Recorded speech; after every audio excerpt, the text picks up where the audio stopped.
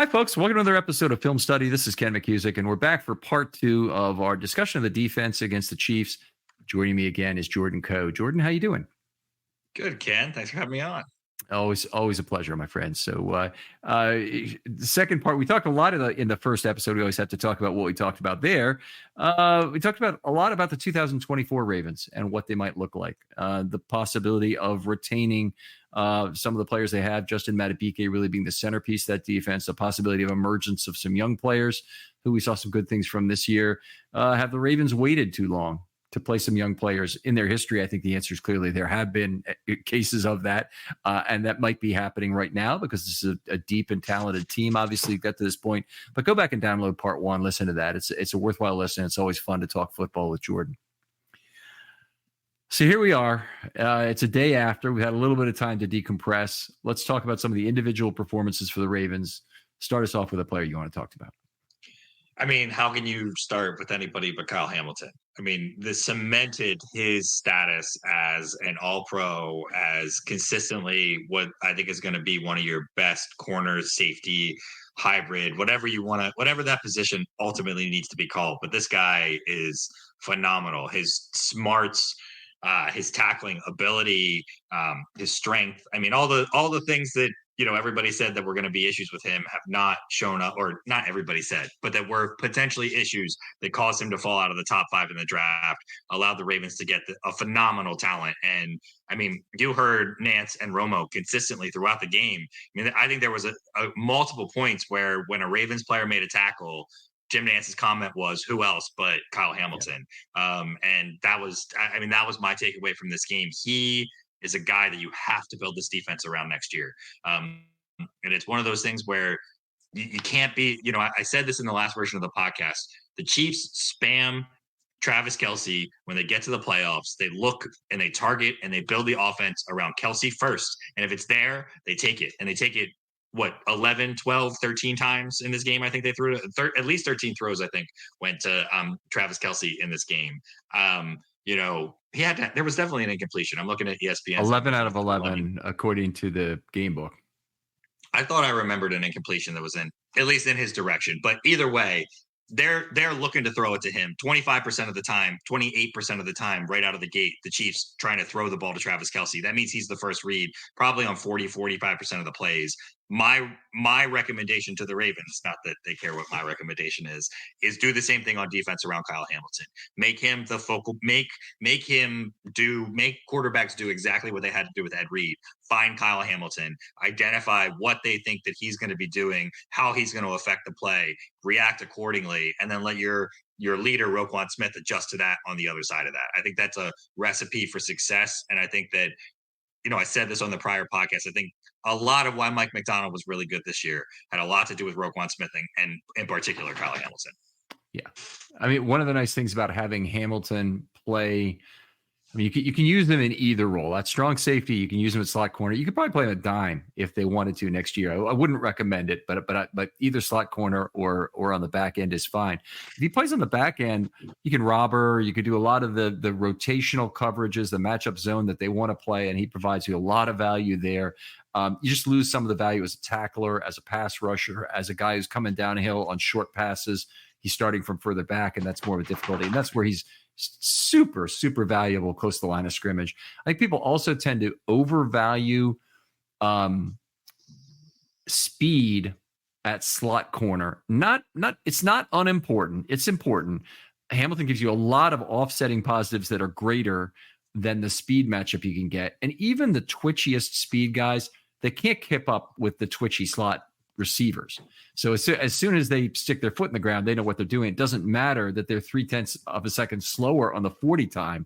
They know how to be twitchy versus even a very gifted athlete across from them and get free. And that's why it doesn't really pay to overvalue speed at that position. What the versatility of having a guy who can just do everything and sheds blocks like nobody on that side of the field is so valuable.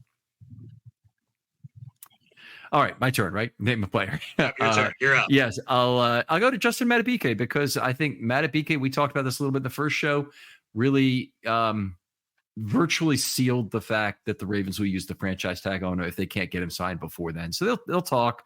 They'll want it to be amicable, but he's going to get some version of the franchise tag if he doesn't sign a long-term deal. And the Ravens are empowered to do this because, frankly, I think if they franchised him, they still have the ability to trade him. So it's going to be a case where somebody else sees enough surplus value for Madubuike that they can have him for this year, sign him long term, and still give up a reasonable draft pick. And you look at what the Bears gave up for Sweat, right? The Bears are the one who's got Sweat, right? Yeah, Young went to the 49ers. Yeah, I think that's the kind of franchise who Madubuike could potentially end up playing for and being a centerpiece for. But on the other hand, it's going to be a team that does not have the Ravens' problem of having more draft picks than they can afford to sign at the end of their initial contract tenure. So we're here with, looking back at that 2020 draft, and it was a hell of a draft. When you go back and look at it, you look at the guys they drafted. I mean, they already cut one and got back Geno Stone. So I can't really count him, but I still will because it's the end of his period. And then they had Patrick Queen, of course, who they're going to lose this offseason. They had J.K. Dobbins, who it's up in the air whether he might stay as a Raven, but I think it's probably unlikely. Justin Madubuike, who is the big question this offseason. Devin Duvernay, who I don't see how they retain him. I think probably somebody else finds value in him, but maybe the Ravens find a way to bring him back as a gadget guy and return man. Malik Harrison, I think probably will stay with the Ravens. I don't think he's signed a multi-year deal. I don't think he's signed yet, but he strikes me as a guy that the Ravens want to keep around as an Albert McClellan type core special teamer who also brings some value on defense. And then you have Broderick Washington, who already has been re-signed. So each draft that you have, that class rolls off. You have to make difficult, heartbreaking choices about who are the cornerstone guys you're going to keep. The Ravens had more than they could keep from this particular draft class, and it's going to end up with some players leaving. And that's just the way life goes. But it's a hell of a lot worse to be in the Chicago Bears position, have nobody you want to keep, and be willing to trade your first round draft pick to have half a season try and sign somebody like Sweat to a long-term deal and being willing to overpay like that.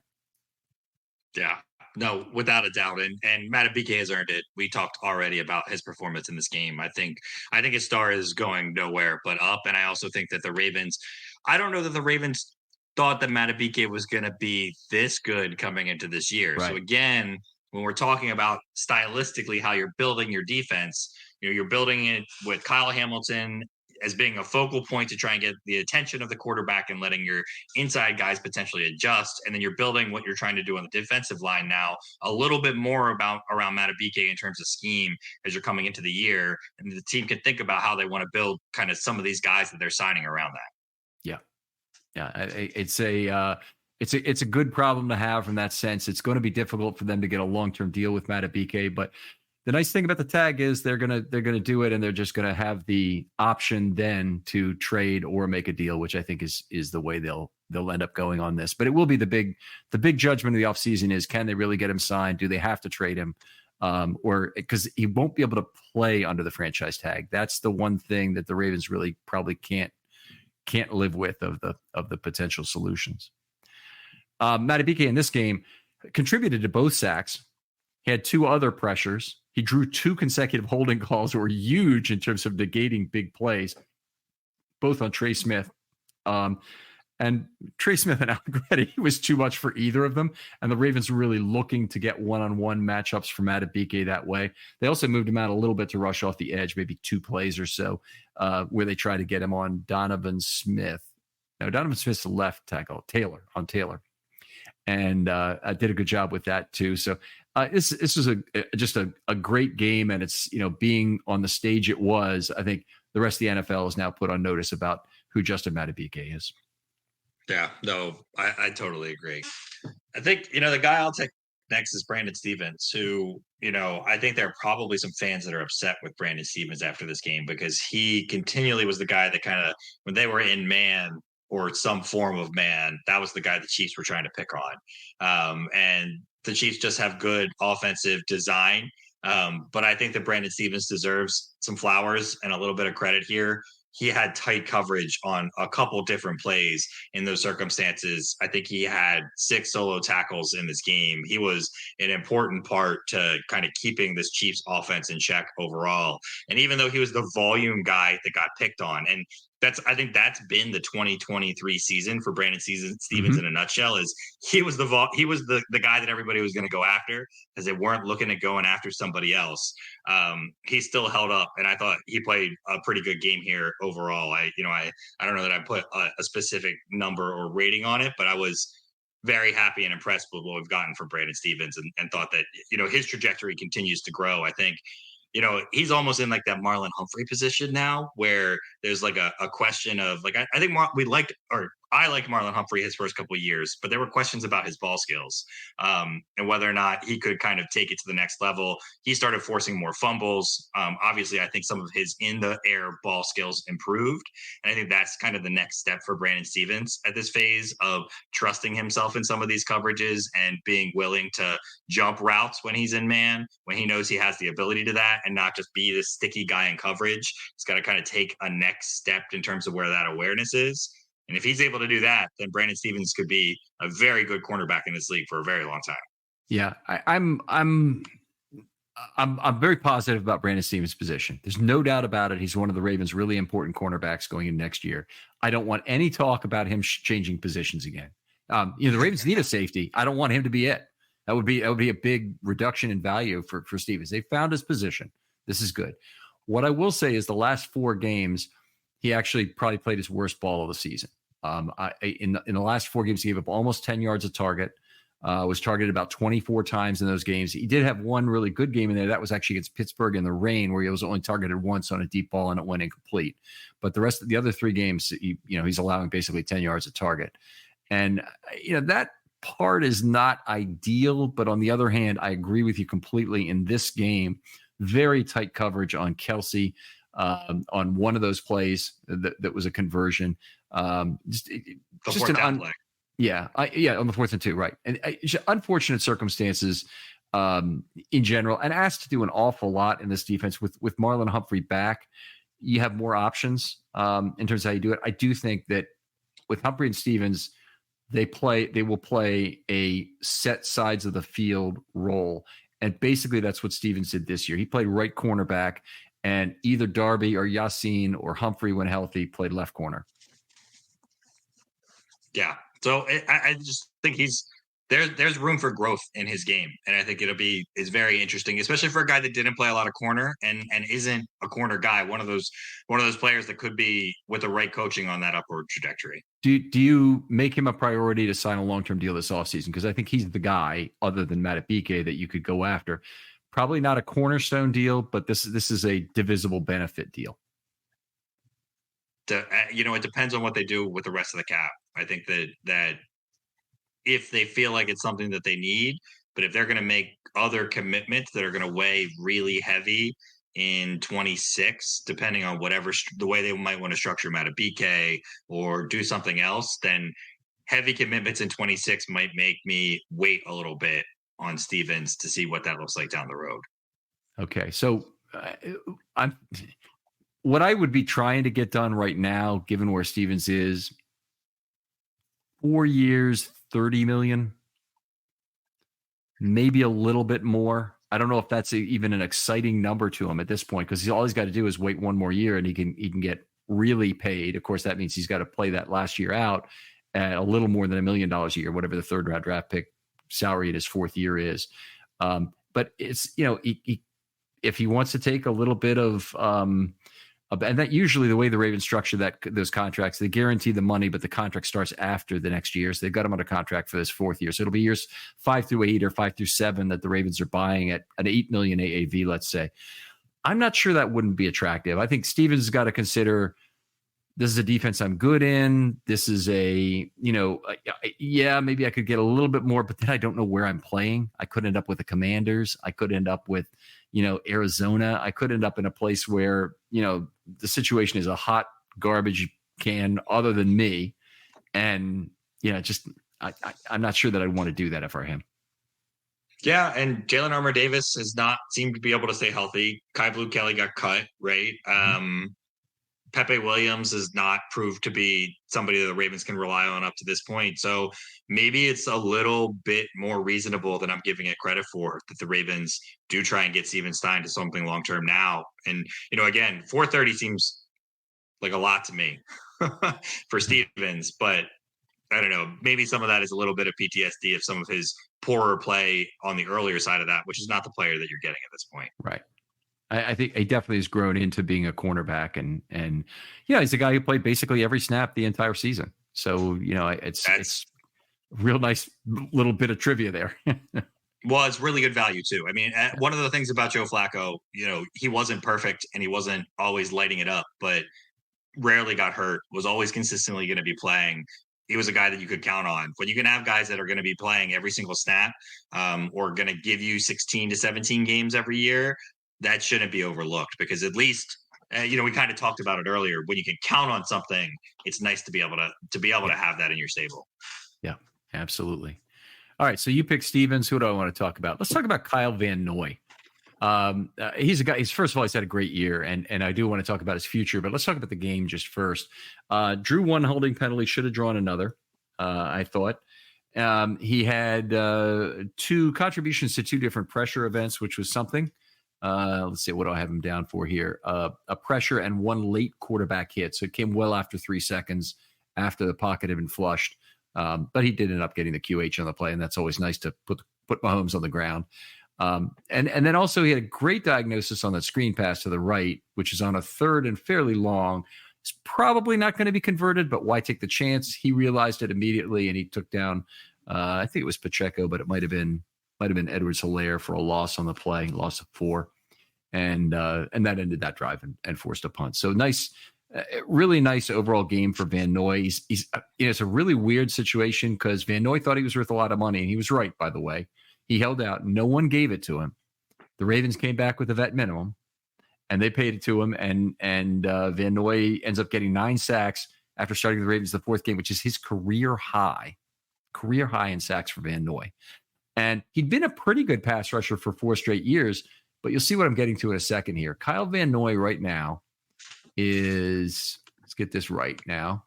His birth date is 6/19/90. So this June, he's going to turn 34 years old.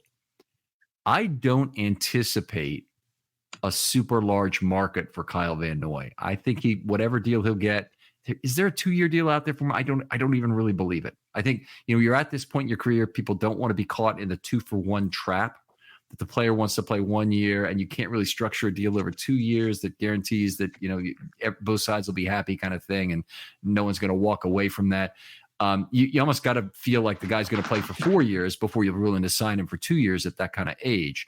And the Ravens did it with Calais Campbell, but I don't think they're going to do it with, I don't think they'll sign Van Noy to a multi-year deal, but I think that the market is going to be so limited for him that he may be back in Baltimore next year just because he's a fantastic bargain bin option, fair or not. And that may mean $3 million plus incentives next year. I would give him $3 million plus incentives next year right now. Sure. I mean, he's a glue guy. He's a smart guy. I mean, I think especially with the pending loss of Mike McDonald, I'm just going to assume that it's a given here. You want these smart type players. They're the guys that you need to be filling in the other spots on this roster. And I just think he's a guy that you got to find a way.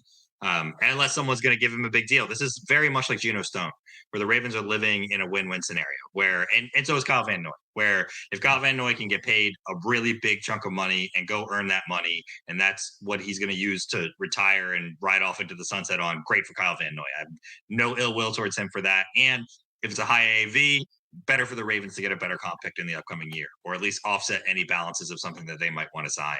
So, that's how I view it. But he's a guy, I mean, the Ravens are going to need depth at that outside linebacker position. I'd like to see them be able to bring a guy like Jadeveon Clowney back too. But, I think that one's going to be a little bit more difficult unless he's willing to take something that's on a team structured deal. And so I think that leaves Van Noy as the guy that you're going to say, hey, let's find a way to get you here. We're going to get you 45 to 60% of the snaps in games, and let's go ride again. Yeah, and maybe that at this age he'd rather play less than more. But regardless of what the thing, I don't think he make any more promise about playing time than what he had this year. I thought that was a great rotational thing. Obviously, it maximized his value. He got more value out of himself than he's ever had before. Kyle Van Noy also a guy. I don't know how you look at this, and as someone who's basically jumped out of a much higher earning role into what I do now because it's what I wanted to do. It comes more naturally to me to just want to take less and enjoy my career more. Kyle Van Noy has earned $42 million playing this game. Now, I'm not saying he shouldn't maximize this, and if this is his goal, God bless him. He should be able to live his life however he wants to. But just in trying to handicap how he might view it, I might think at this point the difference isn't about 3 versus 5.5 million plus incentives. The difference is about what's my chance for a ring playing with Lamar Jackson as opposed to playing with Kyler Murray. Well, I think that's the question: is there another team that is going to give him a call that also has a legitimate shot at the Super Bowl? I think I think that is the question that it's going to come down to for him. I think obviously the difference between look, if someone's going to offer him $10 million a year to go play with Kyler Murray, he should go play with Kyler Murray. And if he doesn't, then he should give me a call and we should have a conversation, because the difference between $3 to $5 and $10 million is life changing, right, for anybody. Yeah. So whether you've earned 40 million up to this point or not, and he should take that. But if the difference is 5 guaranteed versus 3, plus some incentives with the Ravens, then I think he's going to think long and hard about it. And look, we've heard from not just Kyle Van Noy, not just Odell Beckham, but other guys that have come through the Ravens locker room through all these years, that they're a team that does it the right way, that people like playing in Baltimore, they enjoy being here, they enjoy being on these teams. And I think that's got to count for something too. I would agree with that. But I think the aging pass rusher group is a incredibly specific niche group for a lot of reasons. First of all, there's more aging players in the bargain bin there than in almost any other key position. So there's no aging cornerback market because those guys are, they're on the decline side of their career. A lot of times the pass rushers, they still can give you a lot. They just can't give it to you as many snaps, and they don't want to really play rundowns, and there's this and that. So you have to have other players that fit in around them.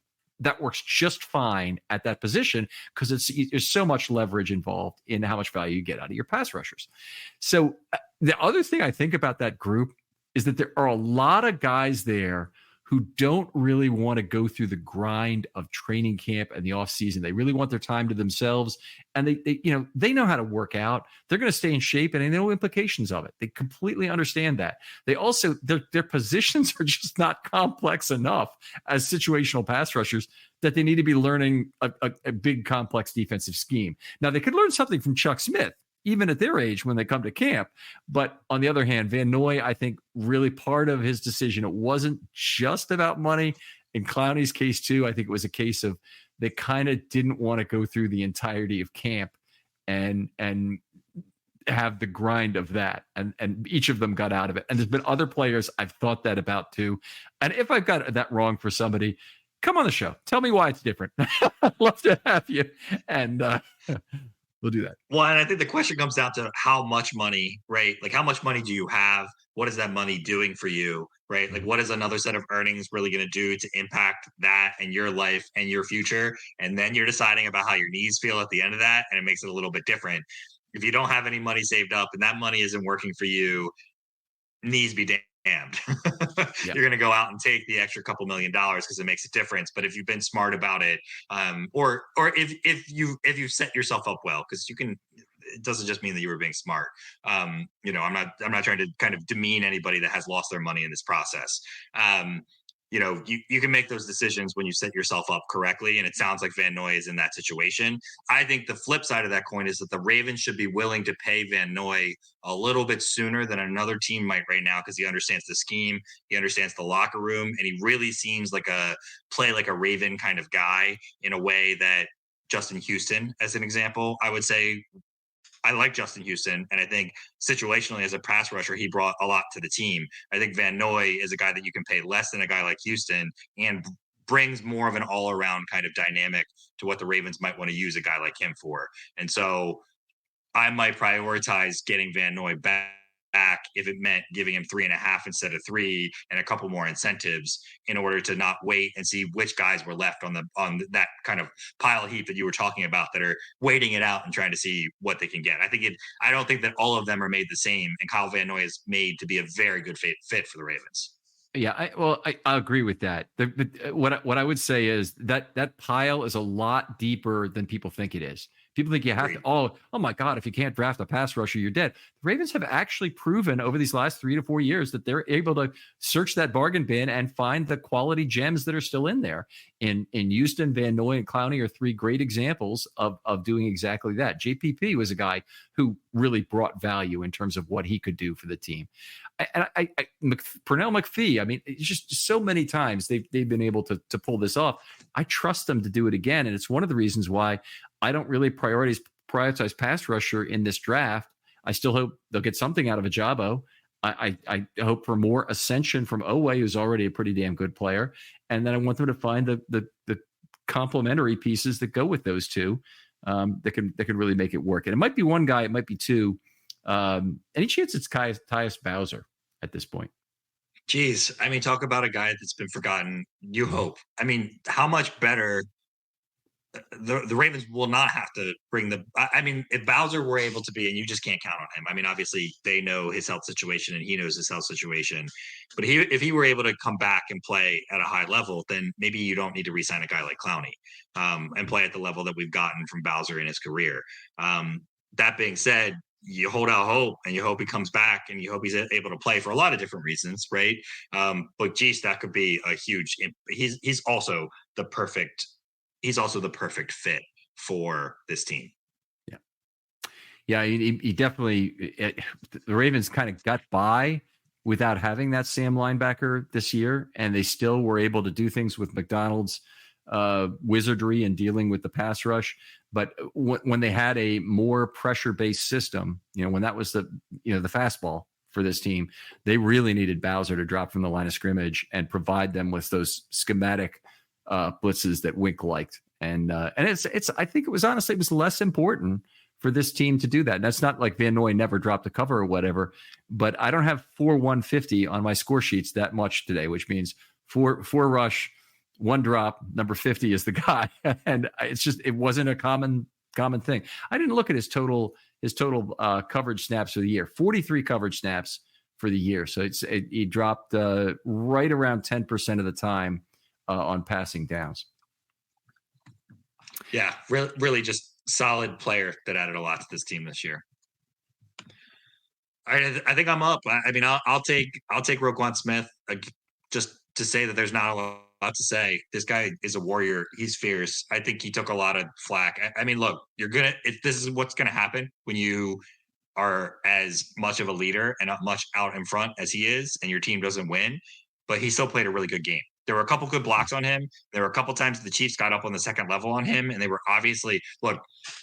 It's funny, and I like Mitchell Schwartz. If anybody, you like following football, he's a guy that I'd recommend following on Twitter. Really kind of direct, clear, straight up guy. And I'm saying this right after we lost to the Chiefs, so I mean it. Ex-offensive lineman, played right guard for the Chiefs for a while. Yep. Yep. And right tackle, right guard? Right tackle. Yeah. Right tackle. Either way. He came out after the game and he said, "Oh, the Chiefs were hunting Roquan Smith," and they showed a couple clips where they did get to the second level. Yeah, they were hunting Roquan Smith. Like the offensive linemen of the other team are hunting the best linebacker of the defense in every single play. They were not motivated by Roquan Smith's locker room stuff. And yeah, there was a clip I think of one of the Smiths playing Roquan Smith's kind of pre-press conference bit before, after the game playfully. And I think these kind of things happen, but I don't believe for a second that bulletin board material made the offensive line of the Chiefs play better and had them motivated to block him better. I mean, Roquan Smith was all over the field in this game. He had a monster hit at one point on Rashid Rice where I thought he wasn't going to get back up and play again. Right. You got everything that you wanted. I think the only play that really, there were a couple of plays where I felt like he lost Travis Kelce in his drop and needed to be the under guy right in front of him. And the Chiefs didn't run those plays a lot. And what's funny is that the Dolphins did it wrong in that sense in their game, which is that they were running those plays over him. And once Roquan Smith realized what was figured it happening, out. he adjusted. Yeah. So the Chiefs didn't do it too many times, right? They only did it a couple times. They were successful when they did it. They didn't try and overdo it because they knew that he was going to adjust, I think, into some of those drops, accordingly recognize what he was seeing in front of him. Roquan Smith, you can't be more happy about the Ravens having an inside linebacker, bringing this demeanor and bringing back to the Ravens defense what they have been historically as a team. Just really happy that he's a Raven. Yeah, I'm thrilled as well. Don't really have a lot to add to that in terms of the results of this game. He's a guy who shows up regularly whenever we do this. Lots of tackles end up being defensive wins. That's just a standard of the Roquan thing. Great downhill player, finds the gap well. He's even when he's being blocked, the fact that the Chiefs rush for 2.8 yards per play is largely a function of Roquan Smith. He is the leader. He is the gap director in terms of how the Ravens get those things shut down, how they penetrate, and the chances, frankly, Patrick Queen is able to take behind him in doing things. I mean, he cleans up a lot of messes, as does Kyle Hamilton. So anyway, it's a really nice to have Roquan, and could not be happier that they signed him. And the growth in him since his time with the Bears is also something I am just shocked by, in how much better a player he is now than he was with the Bears. It's a very inconsistent player in a very not well-structured scheme, moving to now a great scheme, who's become an extremely disciplined player and leader himself. I don't know much about his time in the Bears as a leader, but it wouldn't surprise me if the transitory nature of what was going on with the Bears would have made it difficult for him to lead in that environment. If you have a lot of players who just aren't committed to being with the Bears, do you want to listen to Roquan preach to you about how important it is to go out this Sunday and when you're a 3-12 team and try and win the last 2 games of the year, right, kind of thing? Yeah. You're not winning. I mean, winning solves everything, right? Winning solves everything. It solved everything for the Chiefs this year, which was not a great regular season year for the Chiefs. Winning makes up for all these things. And I think that lets guys like that come out of their shells too. All right. I think that'll do it for today on the players, unless you got somebody else you want to talk about. We talked about Hamilton. We talked about Darby. There's really no one else I need to talk about.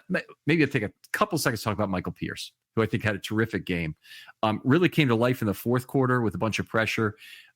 He got half a sack, and I think we all saw that. He got a pressure on another play. He got the pressure on the MVS completion, and he was just a hair late. If that ball goes incomplete and Pierce is in Mahomes' face, or the ball gets deflected, or he actually gets a sack, or he just disrupts it and it's an incomplete pass, any of those things, the Ravens get another chance. But obviously, it was not to be. And Pierce had a great game, great year, and I'm very happy they re-signed him.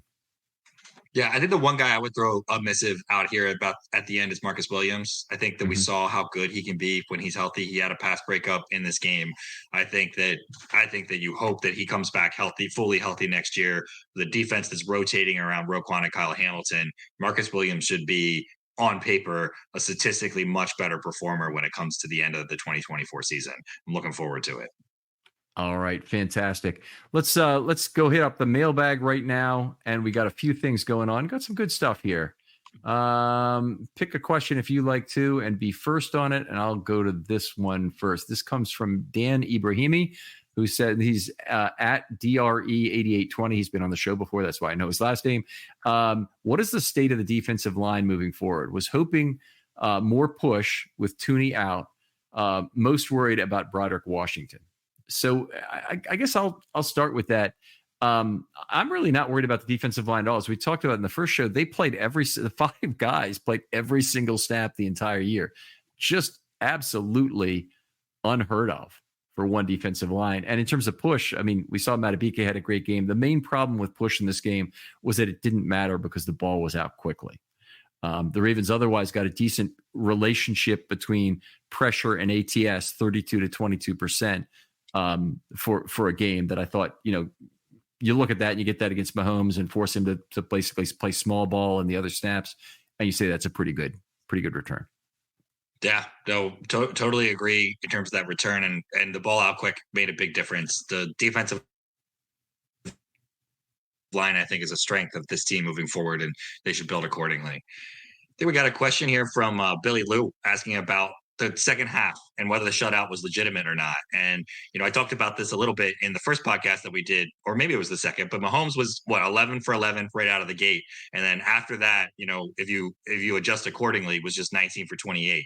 And I think that tells you, at least that tells me, what you need to know about whether or not it was just them getting conservative and putting it in the bag, and whether or not the Ravens made adjustments. It seemed like the Ravens were playing a little bit more man in the first half. I think they were trying to throw Mahomes off. I think they adjusted to more of their zones. You started to see some of those like heavy 3 defensive lineman adjustments come back in the second half that weren't there in the first half. Those worked. And I think that the Ravens were just testing Mahomes a little bit to see if they threw something different at him, if he was ready for it. And he was. And so they went back to basics, and they went back to the core of what they were, and they were really successful. I'm just sad that the offense didn't do that too. Yeah, we appreciate the question, Billy. There definitely was an element to Mahomes not taking chances in the second half. I wouldn't really even say he took that many big chances though in the first half. So once you're already playing small ball, and 41% of the time the ball's out quickly, is 46%, as you mentioned in the, earlier. I think you're at a point where there's not a lot of place to go in terms of less risk in the game. And we're still throwing the ball primarily in the second half. So it wasn't like they gave up on throwing it, or sorry, we're running it a lot more into the teeth of a Ravens defense that knew exactly what was coming. That happened on the final drive before the pass to MVS.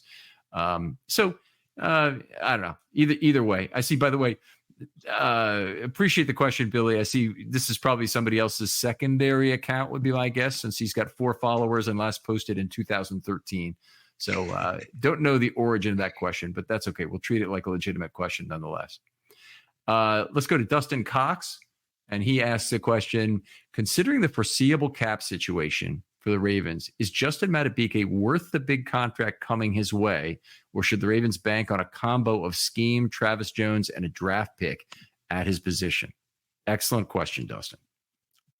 And I think we started to talk about this, Ken. I think you and I are in the same boat here, where earlier in the year we were both asking questions how much the scheme dictated the value that Madubuike brings. But to me, in my book, look, Chris Jones, Travis Kelce, Patrick Mahomes won this game for the Chiefs. You got to find your guys that are going to make big plays in big moments, and you got to pay them, and you got to live with it. And then you got to ask them to come up with those big plays in those big games accordingly. And so the Ravens, if they believe Justin Madubuike is one of those players, in my opinion, it's not a blank check, but it's a market value check. It's equivalent of what a defensive tackle that's going to bring that kind of heat and bring that kind of pressure for you in these big games. I think you have no choice but to pay him, and I think that's the path the Ravens will follow. I would state it somewhat differently, but I think they certainly will try and keep Madubuike long term.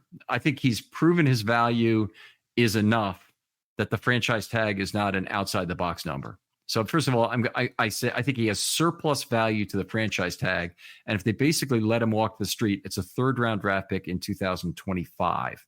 They can get more than that for him if they just tag him and trade him right now. And it might be as little as a late 2nd, early 3rd round pick in 24. That is all they can get for it. That's still a massive upgrade in terms of draft capital from waiting a year and then potentially getting these are usually floaters, by the way, that the pick is made. So it could be somebody else's 3rd round comp pick they're getting next year that you end up getting for losing Madubuike. So you don't want to. You don't. You get a 3rd. Never mind. You get a 3rd round comp pick, which is going to be at the end of the 3rd round automatically. And this right. year you can at least, with a player like Madubuike, define which pick it is that you're getting in exchange for the for the player in this case. And hopefully it's a pick in the 1st or 2nd round where there's no question of what pick it might be. It's an earlier pick, and what it is. It's very hard exactly for me to put my finger on this, but my gut tells me it's probably about a 2nd round pick is what they would get for Madubuike. It could be a late 1st round pick that they would get for Madubuike, even if they tag and trade him. And there have been examples going back, but not a lot of good ones. One of the things I always say, football doesn't have good control groups. And this is not a case where there's a whole bunch of tagged players who have then been traded, who are on the defensive line, who you can point to, hey, this is the value for such a player. Yeah, I think you're probably right that late second is more the value of what you're going to get. And at that point, I'd rather give up the cap space, pay the man, have him back here, find a way to make it work. Yeah, would love to see that, of course, be the end result. Let's see. Got a question for Friday morning GM, which we always appreciate. I think that might do it for the mailbag today in terms of current questions. But anyway, really appreciate, guys. Great questions, and always appreciate you taking the time to talk to us here. Jordan, we come to the end of another very long season here. Anything else you would just cap off this season? We talked a little bit about whether or not it was a successful season in the first episode. Anything else you'd like to talk about before we call it a night here? I feel less pain right now than I did after Billy Cundiff missed the kick in 2011. Okay. And I think that the parallels are pretty similar with Zay fumbling into the end zone, Billy Cundiff missing the kick towards the end zone. Ravens came back. We're really strong after that. We're very good after that. I think that there's a lot to look forward to on this team. There's a lot of opportunity, even if they're paying Lamar on a max contract deal. I think there's no need to throw the baby out with the bathwater here, and the 2024 is going to be an equally fun year. Okay, I'm not sure it'll be an equally fun year, but I'm looking forward to it nonetheless. But I want us all to go through a group exercise here. So if you're listening at home, kind of mentally go through this exercise with us. I want you to rank how you feel now relative to and relativize 5 important points in Ravens history. So the first one is after the 2006, we'll call it 2006 because it's the 2006 season, loss to the Colts. Okay. Number 2 is after the 2008 AFC Championship loss at Pittsburgh.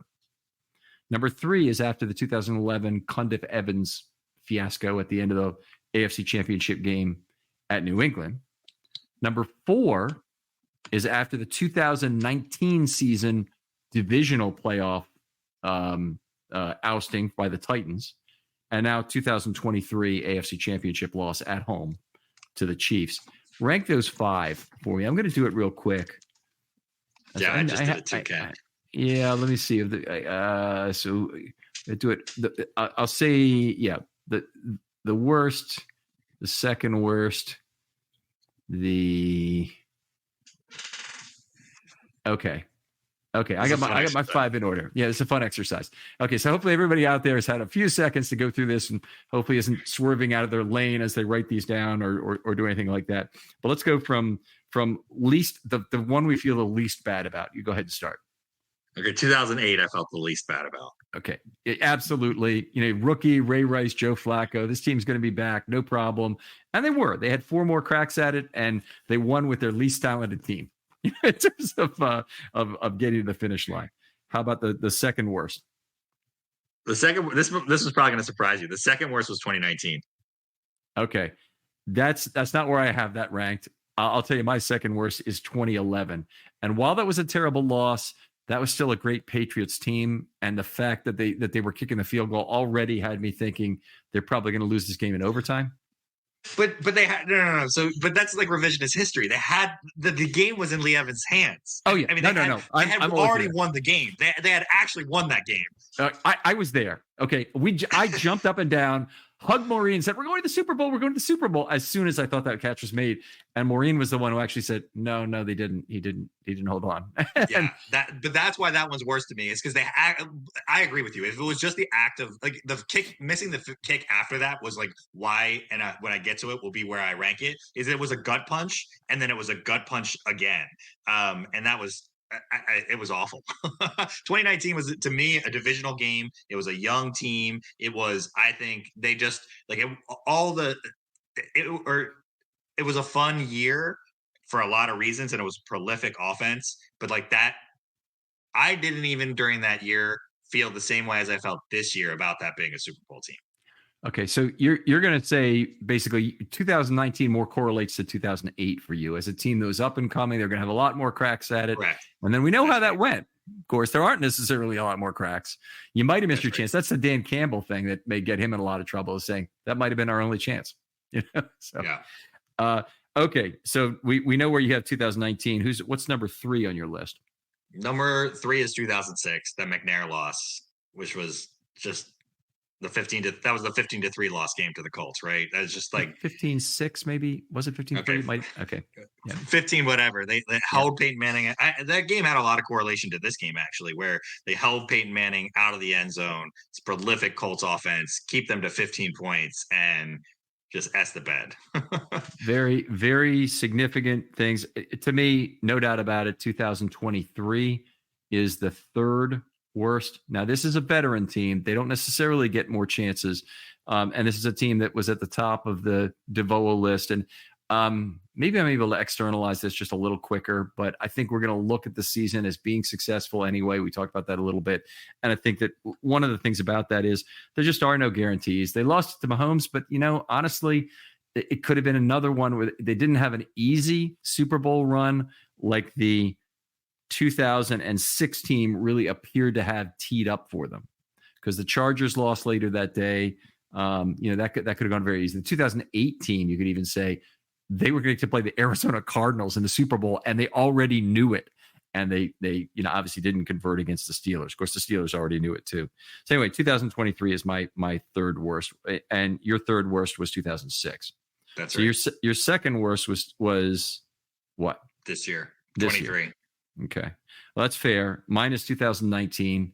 I think it was worse in a lot of ways because the Ravens had more of a outstanding offense put together. Now, on the flip side of that, the defense was held together with pure scheme and a lot of bubble gum in terms of the players they had there. But they'd made it that far, and that offense, in terms of per dollar a cap, was just so sweet. It really hurt after the big thing. But the 2023 team is undeniably better as a whole. They're the best team in Ravens history. So I understand your position on that. And the number 1 team for you then is? Yeah, number was 2011, because they had it. They had, and I think it was beating Brady in that moment too. Like, and it's just like the obnoxiousness of some of the Patriots Ravens games leading up to that, and like their teams have always just really bothered me on so many different levels, going back to like the game where they did the illegal substitution bullshit. Yep. And like, those kind of things, like it had happened, and then it all went away again. Right. Well, that actually happened 3 years later. So that was in 2014 that happened. Right. But I'm just saying, but it was in our hands. It was Lee Evans had the ball. It was done. It was done. And then it wasn't. Well, if we're really adding to that group, maybe 2010, where they had the 21-7 lead at halftime against the Steelers, or the 2 14-point leads they had against New England in 2014 that 14. They blew. That one was those annoying. Hurt too. Number 1 for me is the 2006 loss, and I've told the story too many times on air, so I won't tell it again. But we actually had business plans to meet some partners out at play pool. It was just a casual get together, but I couldn't inflict myself on those people. I couldn't go to that, and the way I was cursing and everything, awful memories of that day. Anyway, really appreciate you doing that. Hopefully the other folks had some fun with this exercise, even though it's just a little too soon. Yeah, it kind of sucked. I said that was fun in the moment because I was like thinking about it, but in retrospect, that sucked, Ken. Terrible idea. Okay. Well, the more we think about it, the more cathartic in theory. So hopefully we get through this. Jordan, always a pleasure talking football with you. Tell folks where they can talk football with you online or find your work.